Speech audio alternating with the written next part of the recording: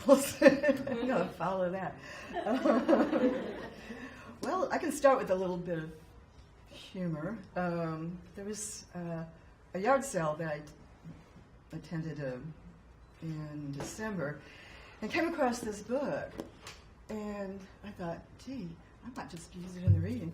I did pay for it, but it was for a good cause. It was for the Black Roots project in Utah, Alabama.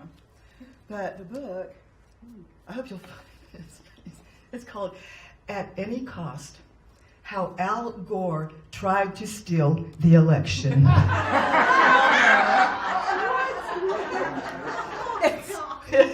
You can read it. I'm throwing it away. You can dig it out of the garbage.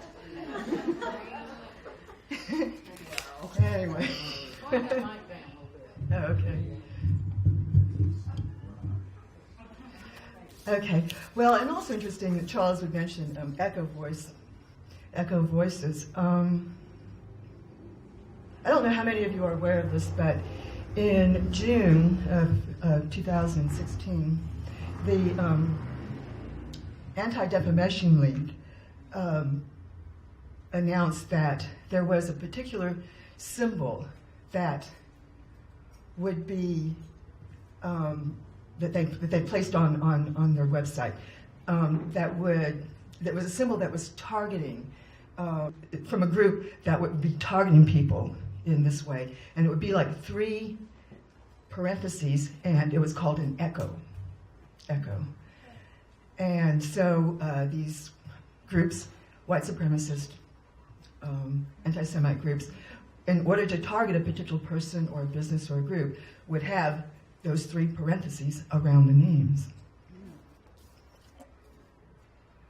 We've just got a lot more of this coming up. I just feel it because just down the street here at the Soho thrift store there,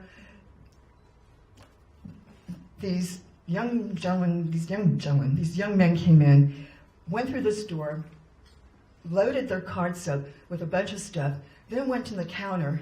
This was after the election, and dumped it all on the floor, saying, "We know you voted for Hillary." What?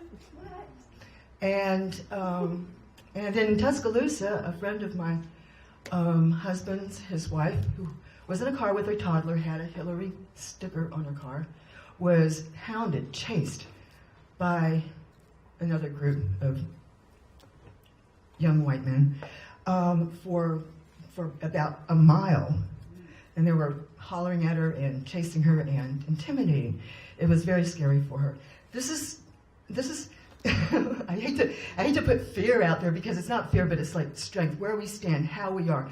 To think that this was just something that might end is something I'm not so sure of. So what I'm going to read actually is when I lived in Portland, Oregon. It's in 1991. I was fortunate enough to attend a reading by, or to hear Allen Ginsberg speak. And 2 things really stood out with me. I was going through a serious clinical depression at the time, and so I can't really describe everything that he said, but 2 things stood out. One was that I was expecting like this hippie-ish, I was a baby at the time. Just kidding.